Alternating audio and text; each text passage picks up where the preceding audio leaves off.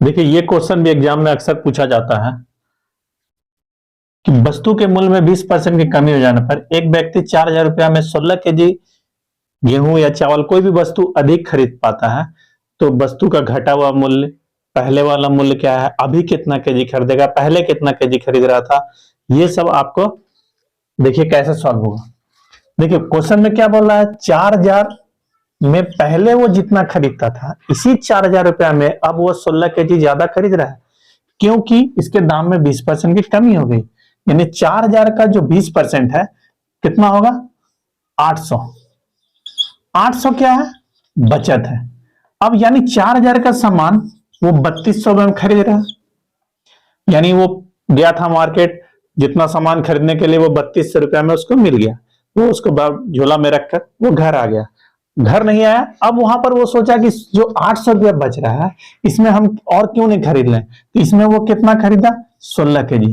यानी 1 केजी का दाम 16 पचे 80, यानी ये 50 रुपया क्या हुआ, अभी का दाम हुआ।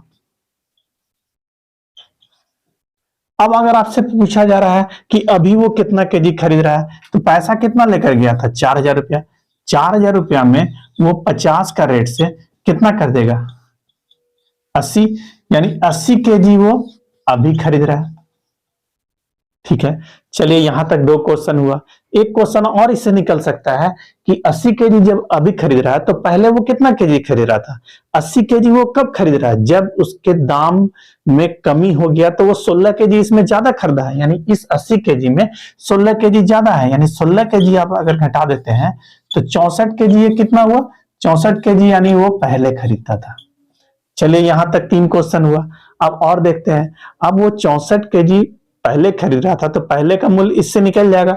यानी पहले का मूल्य ये 4,000 रुपया में अगर वो 64 केजी खरीद रहा है तो आप इसको 64 से डिवाइड कीजिए, 8 8 64, 8 पे 40, 500, 4 से 4 दूना 8, 125, 2 से 2 6 12, 2 दूनी 4, 2 5 7, यानी 62 रुपया 50 पैसा उसका पहले का मूल्य था। ठीक है, चलिए अब अगर आप चाहते हैं कि नहीं डायरेक्ट हमको 62 रुपया 50 पैसा है, तो वो देखिए कैसे आएगा। अभी का मूल्य कितना है, 50 रुपया। 50 रुपया कब है, जब वस्तु के मूल्य में 20% की कमी हो गई तब।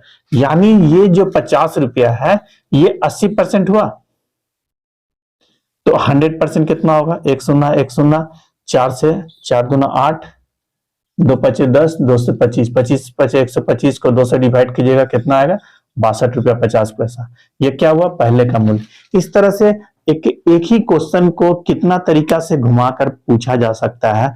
इस तरह से हर क्वेश्चन में आप अगर सोचिएगा तभी आपका बेस स्ट्रांग होगा और कोई भी क्वेश्चन को आप आसानी से सॉल्व कर सकते हैं। मेरे चैनल को अगर पसंद आता है तो लाइक कीजिए और सब्सक्राइब कीजिए और अपने दोस्तों में भी शेयर कीजिए, ताकि मुझे मोटिवेशन मिले और मैं आगे आपको इस तरह का वीडियो लाता रहूं और आपको एग्जाम में सफलता का मार्ग दिखाता रहूं।